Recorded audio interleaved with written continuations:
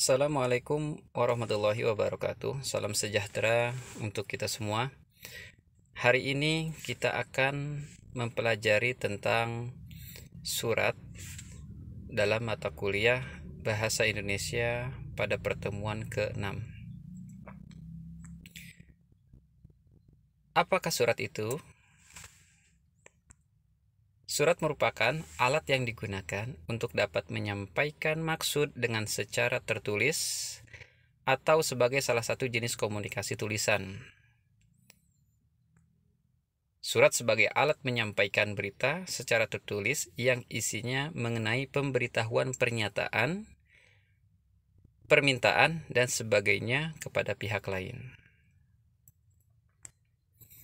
Fungsi surat yang pertama sebagai sarana komunikasi, yang kedua sebagai alat untuk menyampaikan pemberitahuan, permintaan, atau permohonan sebuah pikiran atau gagasan. Yang ketiga sebagai alat bukti tertulis. Yang keempat sebagai alat untuk mengingat. Yang kelima sebagai bukti historis. Dan yang keenam sebagai pedoman kerja. Unsur yang terlibat dalam surat menyurat menurut Yos Rijal. Yang pertama pengirim, yaitu orang atau organisasi yang menyampaikan pesan. Yang kedua pesan, yaitu isi surat berupa informasi, instruksi, gagasan, atau perasaan pengirimnya. Yang ketiga penerima, yaitu orang atau organisasi yang menerima pesan. Dan yang keempat saluran, yaitu bagaimana pesan tersebut diformulasikan dalam ragam bahasa tulis dan disajikan dalam format yang sesuai dengan keperluan.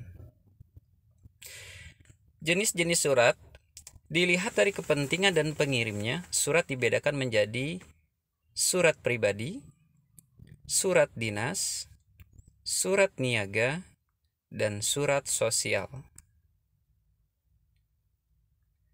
Surat pribadi adalah salah satu bentuk surat menyurat yang ditulis seorang sebagai pribadi dan tidak berkaitan dengan kedinasan. Pada umumnya, surat pribadi bersifat tidak resmi dan berisi masalah-masalah pribadi. Surat pribadi biasanya digunakan untuk komunikasi antara anak dengan orang tua, antar teman, antar kerabat. Bagian-bagian surat pribadi yang pertama, tempat, tanggal, bulan, tahun penulisan surat. Yang kedua, alamat surat. Yang ketiga, salam pembuka. Yang keempat, kalimat pembuka. Kelima, isi surat. Keenam, kalimat penutup. 7, salam penutup. 8, tanda tangan. 9, nama pengirim. Contoh surat pribadi.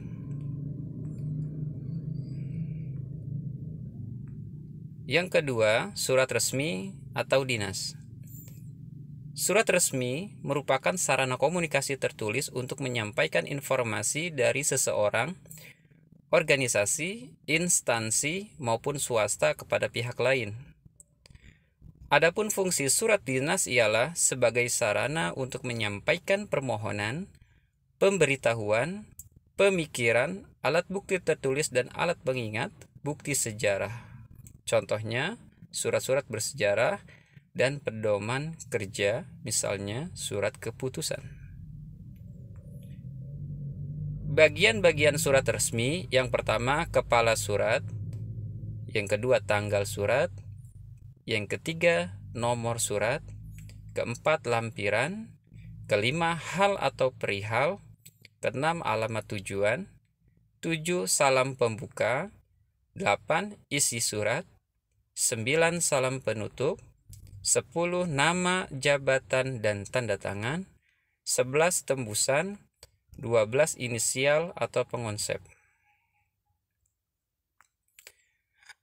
Kepala surat. Surat resmi harus menggunakan kepala surat. Kepala surat umumnya terdiri atas nama instansi, alamat lengkap, nomor telepon, nomor kode pos, dan logo. Contohnya seperti yang tertera pada Salindia. Yang kedua, tanggal surat. Penulisan tanggal untuk surat resmi yang memakai kepala surat tidak wajib diawali oleh nama kota. Sebab nama kota telah tercantum pada kepala surat. Tanggal surat ditulis dengan angka, langsung dilanjutkan dengan bulan tanpa tanda koma yang diawali dengan huruf kapital dan angka tahun yang tidak disingkat. Contoh, 12 Maret 2019. Nomor surat. Setiap surat resmi yang dikirim ke luar lingkungan organisasi harus diberi nomor dan kode tertentu. Umumnya, rangkaian nomor surat atas nomor urut, kode intern, bulan, dan tahun pembuatan surat. Penulisan nomor surat dapat disingkat menjadi No. Tidak harus dibatasi dengan tanda garis miring, tetapi dapat pula menggunakan titik atau tanda hubung. Demikian pula isi kode surat tidak hanya huruf, tetapi dapat pula menggunakan angka. Contohnya, 012 garis miring 12 garis miring Maret garis miring 2004. Lampiran. Lampiran adalah sesuatu yang melengkapi sebuah surat. Kelengkapan surat umumnya berupa dokumen yang merupakan kesatuan dengan suatu pengantarnya. Dengan adanya notasi lampiran, pembaca segera mengetahui bahwa surat itu mempunyai lampiran dan ia akan memeriksanya. Contoh, lampiran 1 lembar. Berarti surat yang dikirim 1 lembar. Yang kelima, hal atau perihal. Perihal berfungsi untuk memberi petunjuk kepada pembaca tentang masalah pokok surat. Perihal pada surat sama fungsinya dengan judul. Contoh, perihal undangan.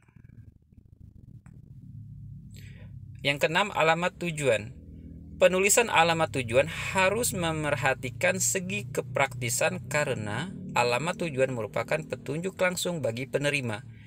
Dalam praktiknya, banyak pengirim surat yang mencantumkan kata-kata di tempat pada bagian akhir rangkaian alamat tujuan. Pemakaian kata di tempat tidaklah tepat karena kata-kata tersebut kurang konkret dan kurang etis. Oleh sebab itu, kata-kata di tempat dapat diganti dengan di kantor, di rumah, di Jakarta, dan sebagainya. Contoh, yang terhormat Direktur PT Maju, Jalan Delima, nomor 10 di Jakarta. Yang ketujuh, salam pembuka. Salam pembuka digunakan agar surat tidak terasa kaku. Secara teoritis, pemakaian salam pembuka sifatnya tidak wajib. Beberapa contoh salam pembuka yang terdapat dalam surat resmi antara lain sebagai berikut. Contoh, dengan hormat atau Assalamualaikum warahmatullahi wabarakatuh. Yang kedelapan, isi surat. Idealnya, isi surat terdiri atas 3 macam alinea, yaitu alinea pembuka, alinea transisi, dan alinea penutup. Isi surat berupa hal-hal pokok atau penting yang harus disampaikan. Dalam surat resmi, bahasa yang digunakan adalah bahasa Indonesia yang baku. Isi surat tergantung dari keperluan surat tersebut dibuat bisa berupa surat undangan, surat pemberitahuan, surat permohonan bantuan, surat izin, dan sebagainya. 9. Salam penutup. Seperti halnya salam pembuka, pemakaian salam penutup di dalam surat sifatnya tidak wajib. Salam penutup digunakan untuk menunjukkan rasa hormat atau sikap akrab pengirim dan penerima surat. Beberapa contoh salam penutup yang dapat dipakai dalam surat resmi adalah sebagai berikut. Hormat kami, salam hormat. 10. Nama, jabatan, dan tanda tangan. Nama, jabatan, dan tanda tangan yang bertanggung jawab atas isi surat. Contoh, ketua pelaksana dan sekretaris. Tembusan. Tembusan adalah seseorang yang dianggap perlu mengetahui tentang isi surat tersebut. Contohnya, tembusan. Ketua LKMD Desa Kalipucung Kulon. Yang kedua, yang terhormat Ketua BPD Desa Kalipucang Kulon. Yang ke-12, inisial pengonsep dan pengetik. Inisial pengonsep dan pengetik perlu dicantumkan agar mudah mengidentifikasi penanggung jawab atas surat yang telah disusun. Contohnya NY garis miring TH. Pengonsep Nyai Yanto atau disingkat dengan NY, dan pengetiknya adalah TH atau Tatan Harahap. Contoh surat resmi. Contoh surat lamaran pekerjaan. Terima kasih. Semoga kita bisa memberikan manfaat atau menggunakan surat resmi di dalam pembelajaran kita setelah kalian berhasil lulus atau menjadi seorang sarjana di Universitas Negeri UPN Veteran Negeri Jakarta. Terima kasih.